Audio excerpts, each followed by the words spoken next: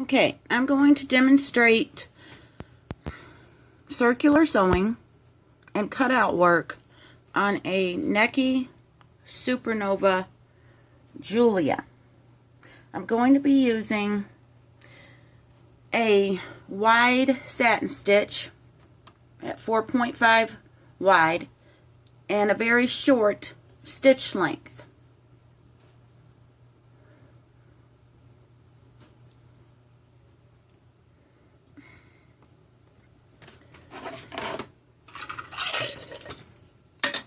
The original parts that come with Necchis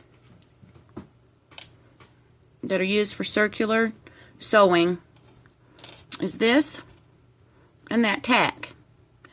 And I'm going to show you how to not only use those, but to do circular sewing if you do not have those. And also how to do circular sewing if your machine's bobbin cover plate does not have these two holes. You can drill holes in them. And if you don't want to alter your original bobbin cover plate, you can always buy another one and alter it.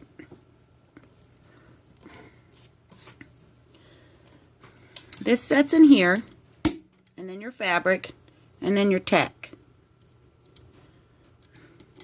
But I prefer to use this tack because it has a wider top and it makes it easier for me to keep it all steady. Now, to get different diameters of circles, you simply pull out this plate. So right there is about 1.25 inches. You pull this all the way out. That's 4.5, depending on where you put your needle. I have mine in the left position. So out here is 5 inches, I'm giving you a nice big 10-inch circle, but I don't think the hoop would fit in that. Not all fabrics need a hoop though. But the hoop, a 10-inch hoop wouldn't fit in this machine. Okay, so I'm just going to do a circle of this size right now.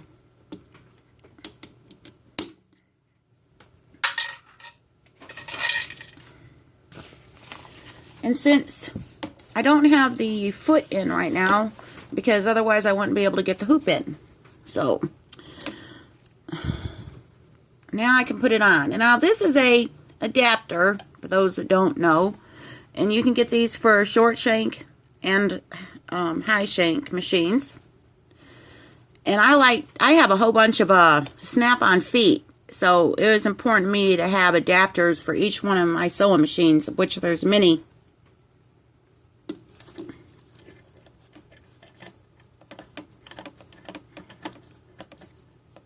And I tighten mine up because I've been sewing and had these come out before.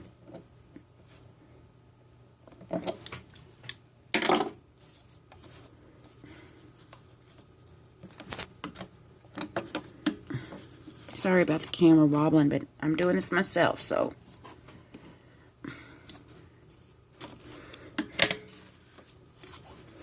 It's always a good idea to bring up the bobbin thread.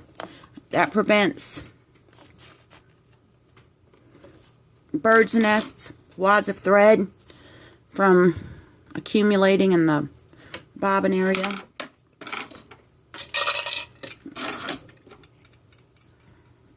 Got a nice little screwdriver I like to use for this. There it goes.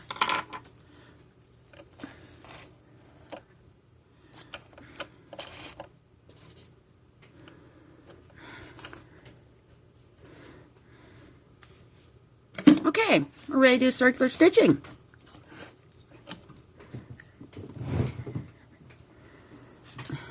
Except for the fact that I don't have my tack in. I always forget that. And then if you forget it, you know, I mean, things don't line up properly. And I mean, if you hold your finger there, it is still circular stitch, but it won't be perfect. And this little guy in here, it does help to find the little tiny hole, but I'm actually going to make some of these where it's even easier to find that tiny little hole, because I get tired of fishing around for it. Okay, so here we go with circular stitching.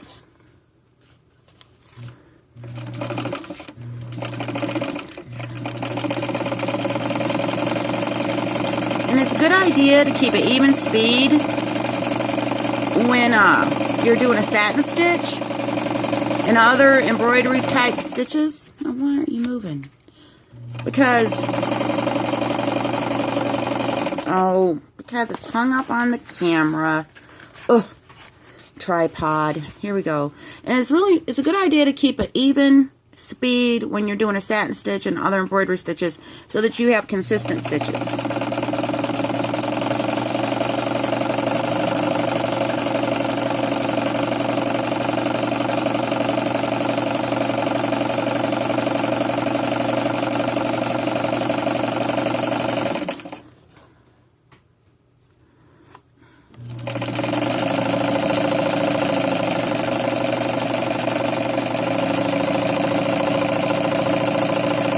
That easy?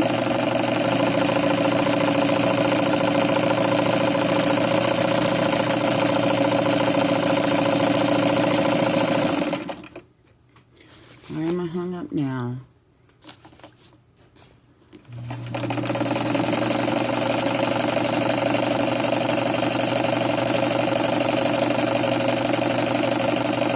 Look at that. Perfect circle. Okay. Now, I'm simply going to move it over some and pull the plate out. I'm not even sure how much. I just pulled it out some. Just under there. See? Now, I could, of course, put this little guy, this little washer type guy over in that other hole, but I'm just not. There's a little indentation, but it would help. Oh, getting good at it. Okay. Okay, and here we go again. I'm going to go really fast this time, for time's sake.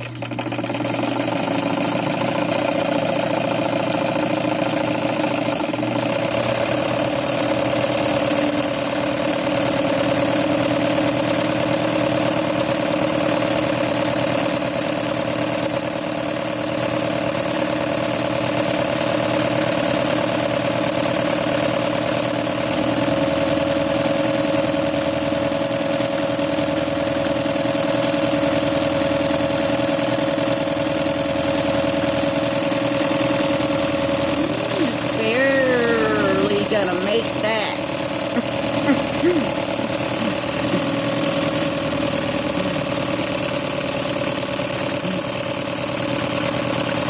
In fact, it pushed it over a little, but that's alright. It's a demo.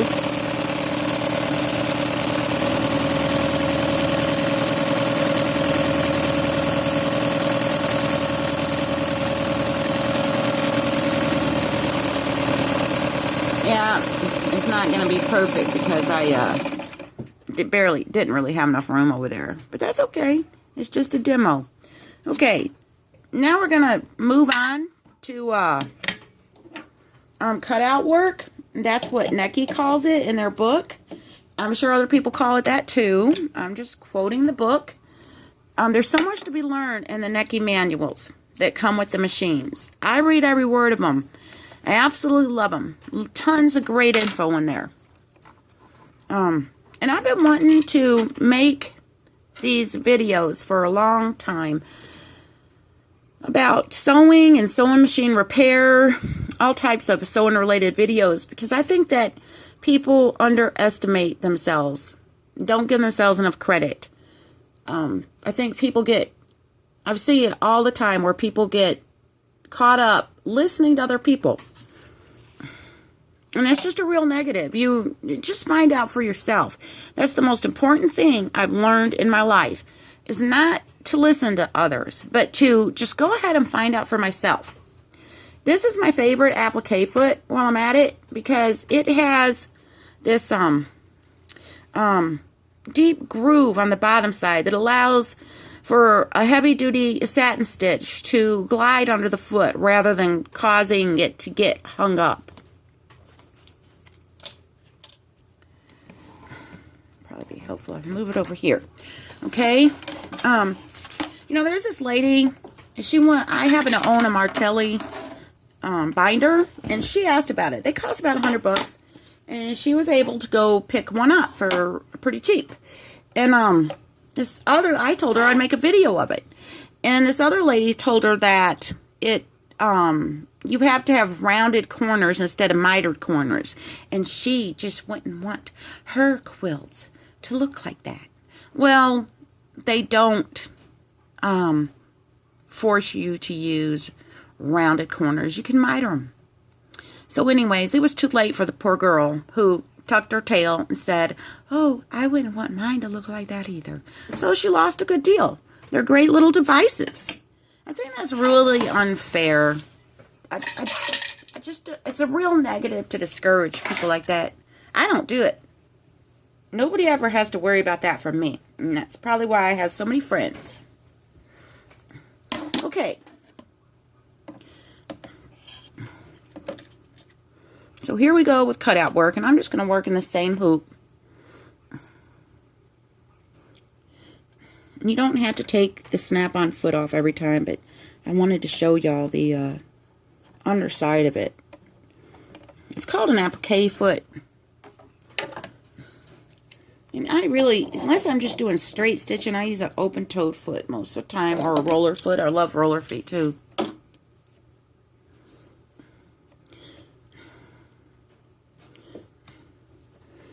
I use a walking foot to hem jeans. Makes easy peasy work out of it. Okay, I'm pulling up the bobbin thread again.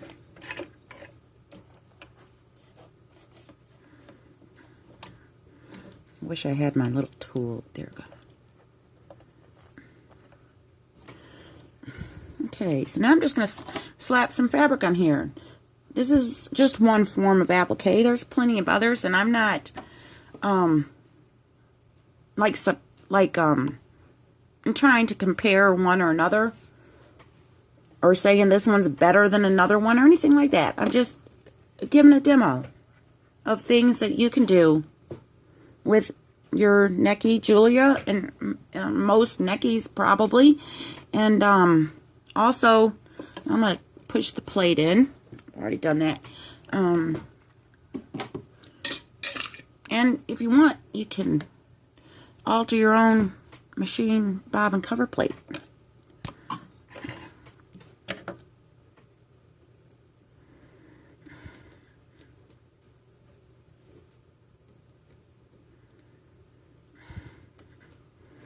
Another thing I don't do is sit around and criticize people, and I just don't do all that. It's negative. There we go. Okay, cutout work. Just think about things you can do, all the flowers you can make, you know, add on leaves, all kinds of things. Okay, here we go again. Oh gosh. I got a belt problem. Pausing. Okay, well I fixed the belt temporarily, but I'm going to have to lower the motor because it's too loose. It keeps pulling out the thing that it rides on. And here we go again.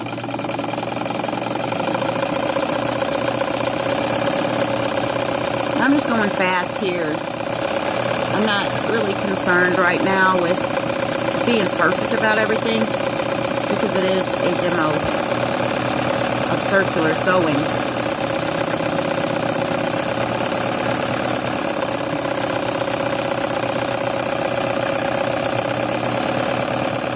And cutout work.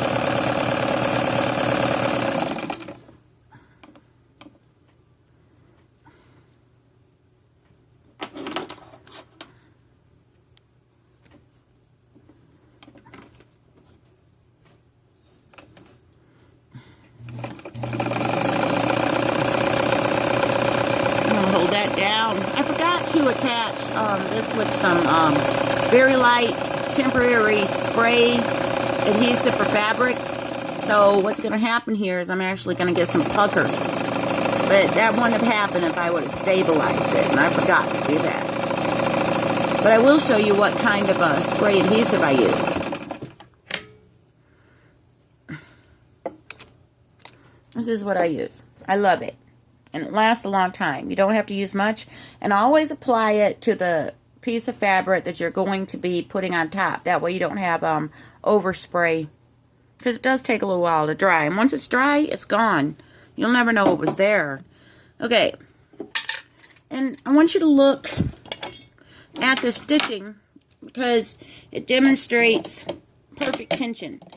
If my tension was not perfect for this needle, this thread, this fabric, and this machine, we'd have seen white bobbin thread, because that's what I'm using, coming up to the surface stitches.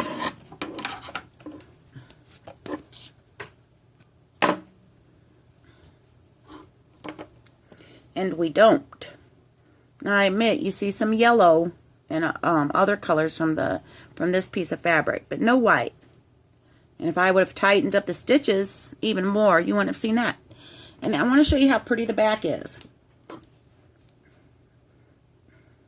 Beautiful stitching. Okay, I'm going to move the camera over here so that you can see cutout work applique. I like it. I can whip up an applique quickly with this method. I'm like, thank you, Necchi. Thank you. Thank you for showing me that. But these are applique scissors. And they help prevent from cutting the fabric beneath. And with the right fabric and when they're good and sharp, and I think I probably need to sharpen these, you can actually just use this like a razor blade and it'll slice the stitching away right up.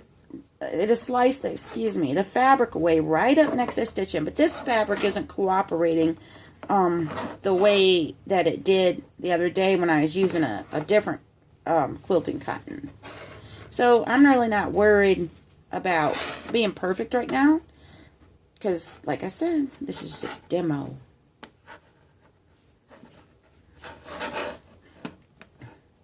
You can also cut it if you don't want to slice it. Sometimes you want kind of a, you know, an edge like that anyhow. It depends on what look you're after. So there you go. That is cutout work applique. So now I think you can do all the circular stitching you want. Thanks for watching. Enjoy. Next up is the next video is all about cams. Thanks.